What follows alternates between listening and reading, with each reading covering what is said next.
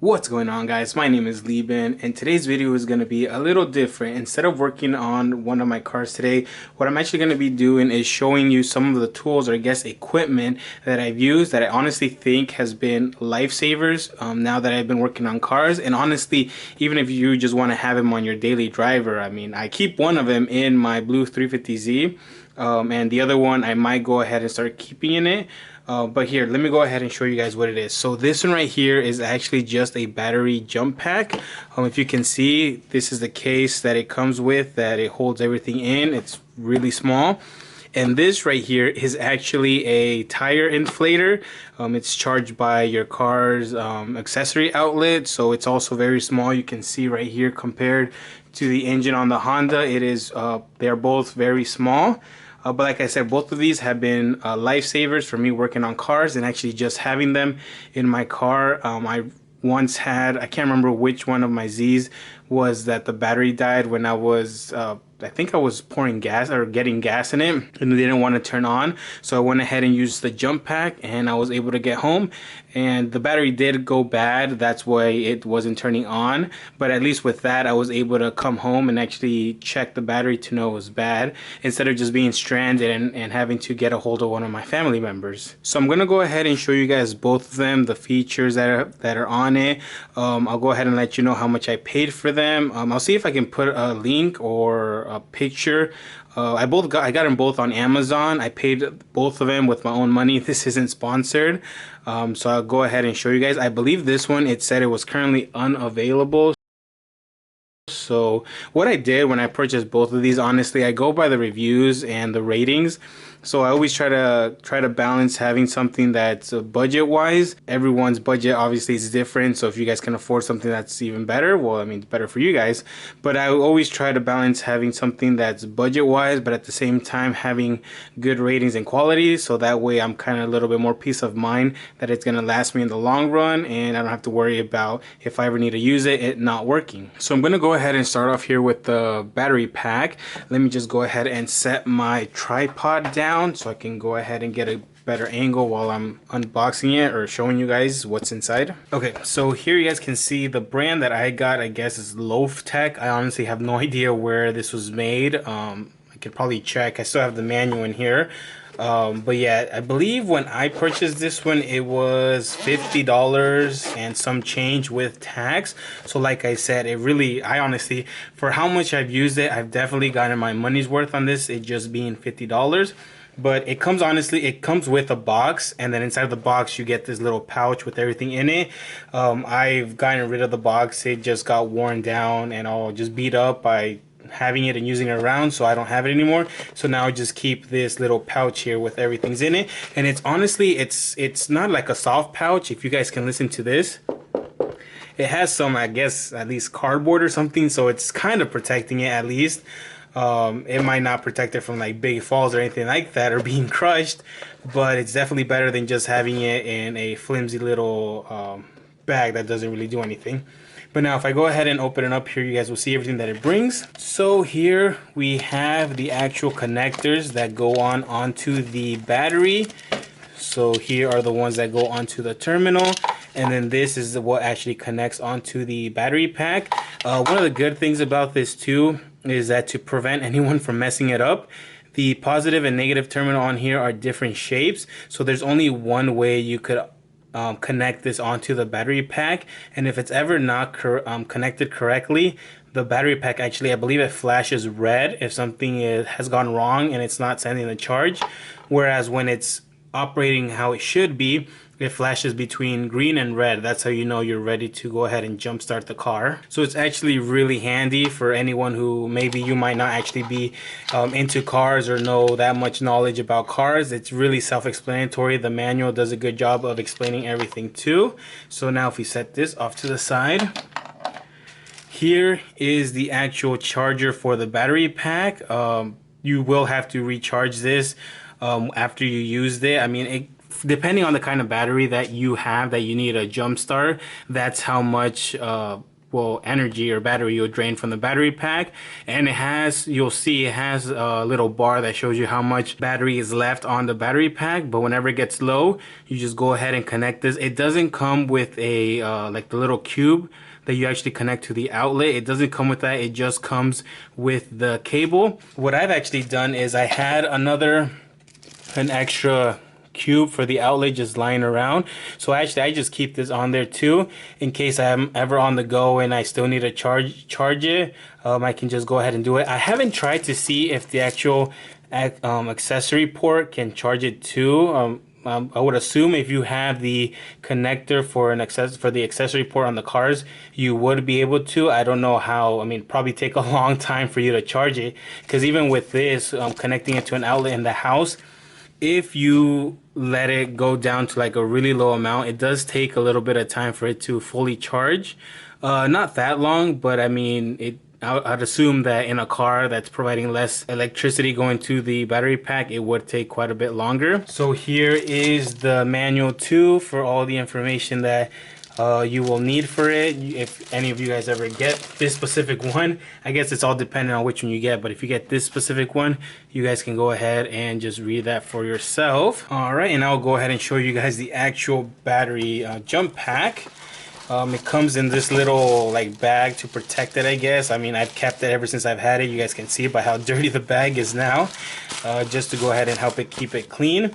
This right here is also, it's a pretty soft material as well, but you can tell there's like some sort of cardboard in here, also adding another layer of protection for the battery pack from, I guess, all of this, just to separate it. But yeah, here you guys have the Loftech jump starter. If I remember correctly, and if I understand this correctly, it's good for 1,000 amps, which is basically gonna be for any, I guess, standard car battery. I think I've seen maybe a few that are 1,000. I don't know if I've ever seen any battery that has more than, at least standard car battery that has more than 1,000 amps. If there is, well, I mean, that's great. You guys can go ahead and let me know, but I've never came across it. So that being said, I haven't came across a battery that this jump pack has not been able to jumpstart. But again, that is all dependent on how much battery is left on this jump starter. Obviously, if I ever try to jumpstart a battery with like 1 or 2 bars, well, then it's not going to have enough electricity to jumpstart a car battery. So here you can see on the lines right here, this is basically what tells you the life, or the battery life, of this right here. And you can just test it by pressing on here. So if you press it, and you can see it has 5 bars, so it means it's fully charged. I don't think this one actually is 100% fully charged, because I have used it, I think, once or twice to jumpstart this Honda that I am doing all of this on top of right now. But I mean, I think it was just slightly undercharged, which is why it didn't. Oh, there you go. You just saw right on camera, it went down 1 bar. So now it says it has 4 bars instead of 5. So like I said, I know it wasn't fully charged because I've used it. But if I go ahead and show you guys how this works, like I said here. Oh yeah, another thing that it has is if you press and hold on the, I guess, on off button, it actually comes with the light too, if in case you ever need to do this or locate the battery at night. You just press and hold this for a few seconds, and there you see that the battery's on. So now, in case of emergency, you can also go ahead and just look around in the night. I mean, it'd be a pretty good lifesaver if you don't know where your battery is at in the middle of the night and everything's dark. And it will actually go ahead and turn off by itself here after a few minutes, I believe. And the case itself for this jump pack, it's a mixture of like the yellow part. Actually, never mind, I thought it was rubber, but no, it seems that everything here on the battery pack is just made out of plastic. I would definitely not recommend dropping it, because that could obviously damage it.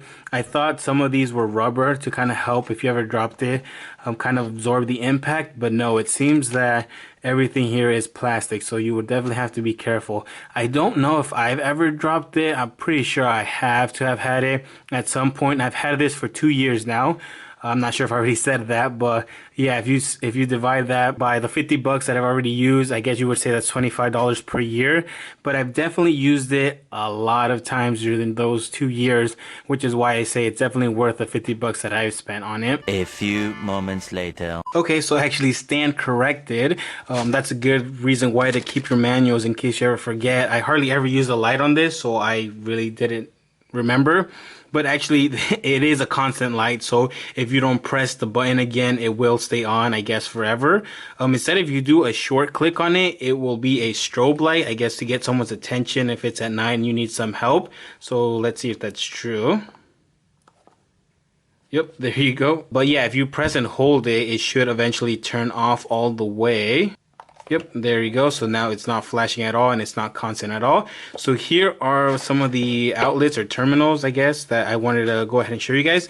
So this one right here, the one with the little picture of the car, that's actually where this right here goes connected to. So you just actually have to just flip the little tab. It's a rubber tab that you go ahead and open up. And then so this one, if I remember correctly, yeah, the input one, that is where you use the charger. So where you connect the connect to an outlet or whatever, so you can actually charge the battery pack itself. And then this one right here is an output. So that would be, so in case I ever want to use, if I were to have an Android, which I don't, I have an Apple, an iPhone, but I could use this one because it comes with the USB-C.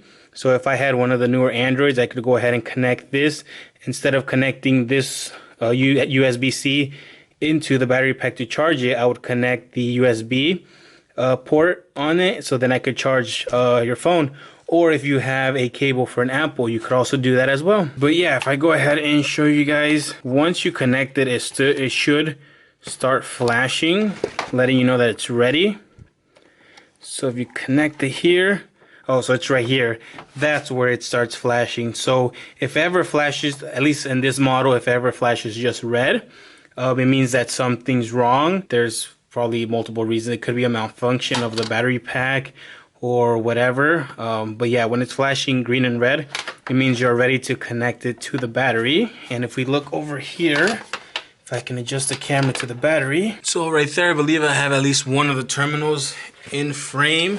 Can't really get the other one here, but hopefully that's good enough for me to show you guys. But if I remember correctly from the instructions, it says to connect the positive terminal first and then the negative one. So connect that one. And then here is the negative one you connect. And you will see it has turned green, telling you that it is ready to, you can go ahead and start the car. There's a good connection, and you should be able to turn your car on if it is the battery that it has died. And I don't know if you guys can hear that, but it is clicking. I don't know if that's some sort of timer it's letting you know, but I do know is if you leave this connected for a long time, eventually it will shut off. I guess that's probably some sort of like security or safety reason. So here you've seen it has turned red and it has stopped clicking. So I'm guessing that just means it has timed out. And I know firsthand that now if it's red and I go ahead and try turning the car on, it will not turn on because it is no longer sending power to the battery. So that is just something to keep in mind. You saw that it was green for quite a while, so it gives you quite a bit of time to actually get into your car and turn it on. But yeah, if this ever happens, all you have to do basically is just disconnect this terminal right here, this connector right here. And once you reconnect it, you'll see it'll start flashing, letting you know that it's good. As long as it's working properly, it'll start flashing red and green again to let you know you are good to go ahead and connect to the battery terminals again. So I will go ahead and show you guys this battery pack in action. I believe this battery, I have it disconnected right now from the negative terminal, but have had this car sitting for so long that I'm pretty sure the battery is still dead. But before that, I'll use a little bit of electricity, or if it has any, the little bit of electricity that the battery pack has throughout the car, to show you guys also the inflator, or the tire inflator, that uses also the accessory port. If the car has any battery or any juice left in it that it can provide, I'll go ahead and use that before I go ahead and jump start it. The tire inflator. I'm pretty sure it says on the instructions to make sure the car is on. I believe that's so you don't end up killing the battery if you're ever stranded and then you can't turn your car on. But because I'm already here in my house and I'm going to jump start the car after anyways, I'll go ahead and show you guys and use it with it off. But like I said, it's pretty clear on there, if I remember, to use it with the car on. So here I have the tire inflator. This one, I guess the brand says EP Auto. So this one, the same as the jump pack, also came in a bigger cardboard box, but that just took up more space because it's quite a big box. So I went ahead and tossed that, and now I just keep it in this bag. So unlike the jump pack, this is just a regular like cloth bag or nylon bag, so it doesn't provide any protection at all from like any fall damage or anything like that, any impact. So it is, you have to be a lot more careful with this than you do with the jump pack when that is in the protective case. So this one also, you just unzip it up, and then you can see the tire inflator here, which I think is pretty funny because it just looks like a mini compressor. This one also has a light here in case you're also like stranded at night that you need to inflate one of your tires. You can also use that to go ahead and search for the valve to go ahead and put air in it. So here it has a pretty long extension or cord to the accessory outlet, and it also comes with a fuse, so I guess to try to protect the compressor if anything ever goes bad or any surges happen. So yeah, you would just connect it here into any accessory port that you have, and then you would just extend it. I have it rolled up right now. You would extend it, and then it has quite a long also I guess air hose to connect to the tire valve as well. Actually, I can go ahead and unwind this. Kind of like the design that it actually lets you go ahead and wind it up onto the little compressor itself. It has some little, I guess you like hooks that it grabs onto the hose, so it's not just flopping around when you put it in the bag. And here you have where you set everything, so you can switch between a few different, I guess, measurements of air. Honestly, I don't know, I can't remember any of them. The only one I use is PSI, so I always just hit mode until I get to PSI, so I know what I am reading and how much to go ahead and put onto the tire.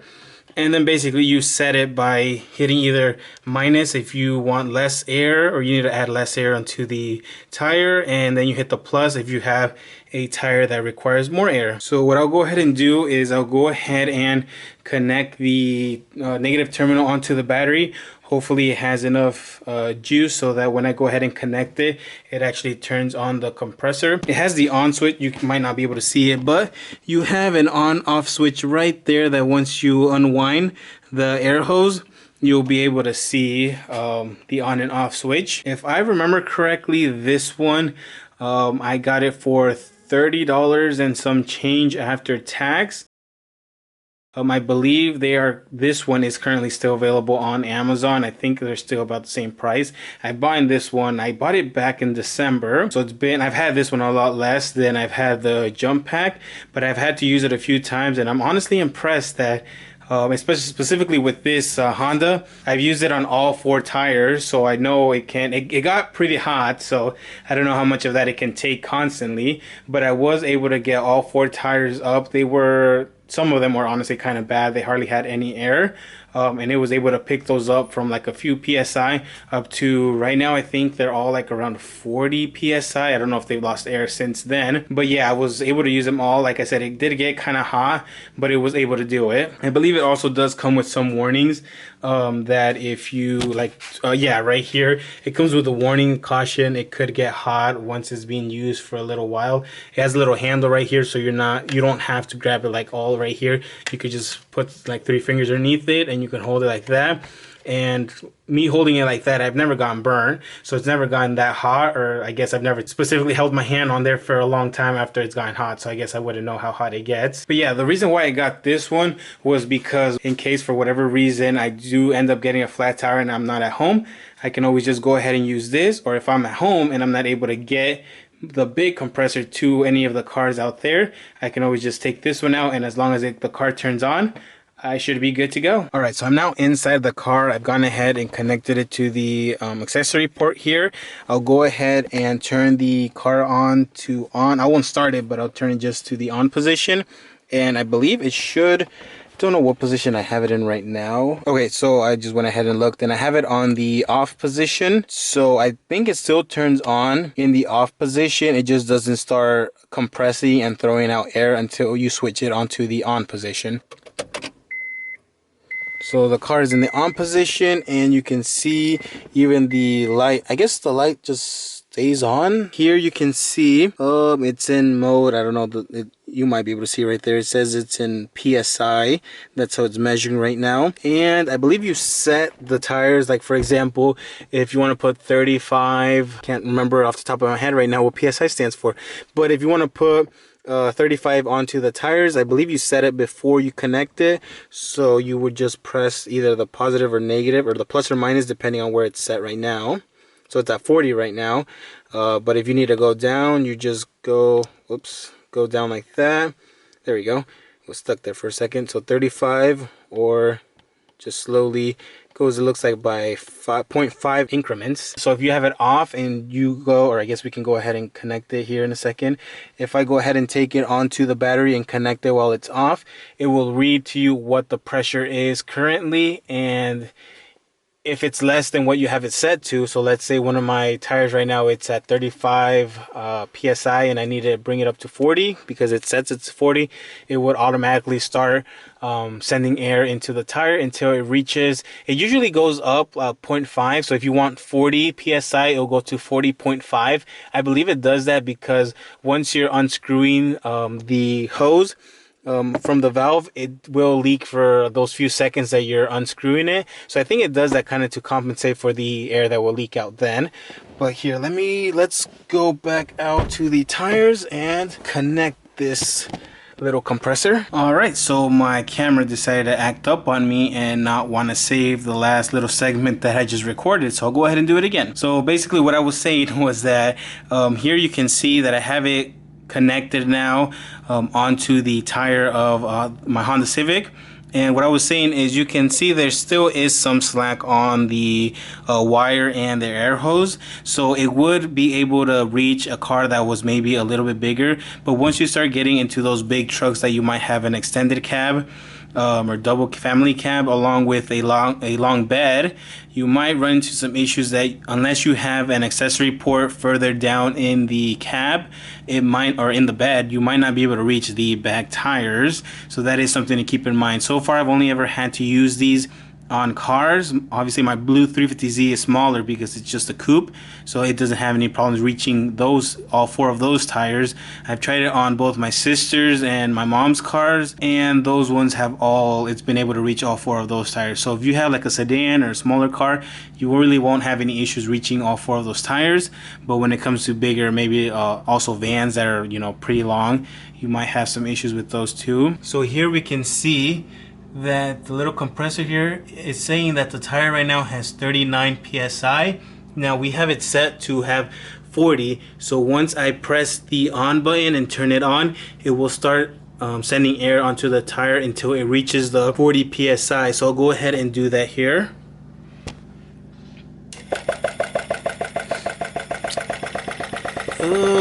So it hasn't done that to me before, and I'm assuming it is because it is off. Usually it sounds a lot stronger than that and the lights aren't flickering. So I'm assuming it's because the car is off that it hasn't sent the right amount of pressure or the right amount of electricity into it.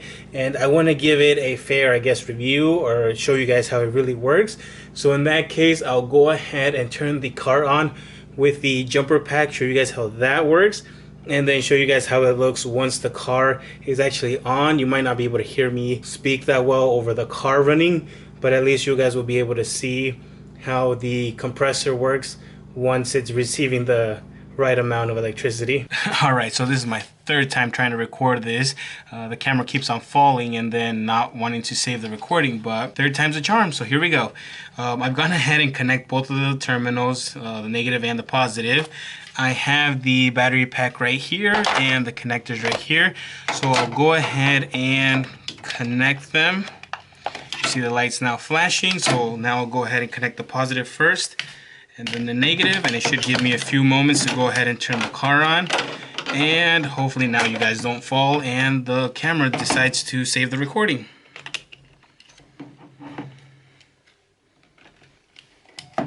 All right, you see the solid green light.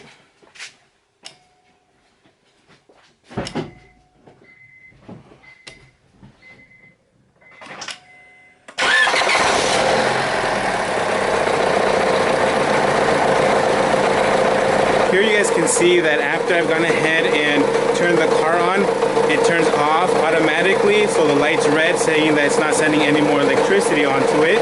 So, I mean, I can go ahead and disconnect it. And you'll see that it'll stay red until you actually disconnect this portion from the battery here. So now, I mean, it's not connected, so it turns off. But once you go ahead and connect it again, you'll see that it'll go right back to being red and green, so you're good to use it again. And then if you go back around here, you'll go ahead and see how much battery is remaining, and you can see there's still 4 bars because the battery, it's been charged here recently, but I mean, it's not holding it. And like I said, I'm not driving the car around very frequently, so that's probably why it's getting discharged as well. But yeah, now that the car is on, I can go ahead and show you guys how the tire inflator works. Alright, so now that the car is on, I'll go ahead and connect the air compressor back onto the accessory port, and I'll go ahead and show you guys how it looks when it's actually working correctly and pumping air into the tire. Alright, so it's on. One thing I did forget to mention is also keep in mind that if you have it like I do with the door open, make sure you don't slam the door on the cable and end up cutting the wires. But here we go, it is at 39.5, it says now. But once I start the compressor, it should bump it up and you should be able to hear it.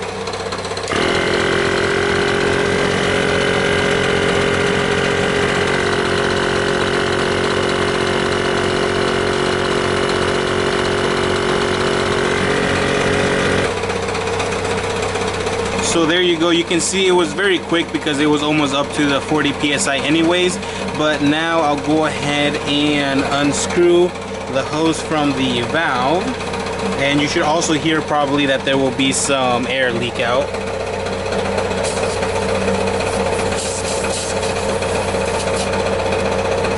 And well, at that point you can no longer use the compressor to see how much air there's in it, because it'll read 0 because it's no longer connected. But yeah, there you have it. Now you guys have seen how both the jump pack and this little air compressor have worked. I know it wasn't a very detailed and thorough kind of, it was more of an overview, but maybe if any of you guys are thinking about getting any of these, like I said, these are pretty lifesavers. They've gotten me out of a pinch a bunch of times, so I would highly recommend it if you guys are in the market and have a budget for any of this stuff just to have in your car, or maybe not even have in your car, but just have in your house for whenever you need it. It's something that, like I said, it's helped me out a lot, so I thought I'd go ahead and share this information on down to you guys for whoever might need it. But yeah guys, that's gonna be it for today's video. If you guys liked it, please go ahead, like, comment, and subscribe, and I will see you guys in the next one. Repeat after me. Hakuna Matata.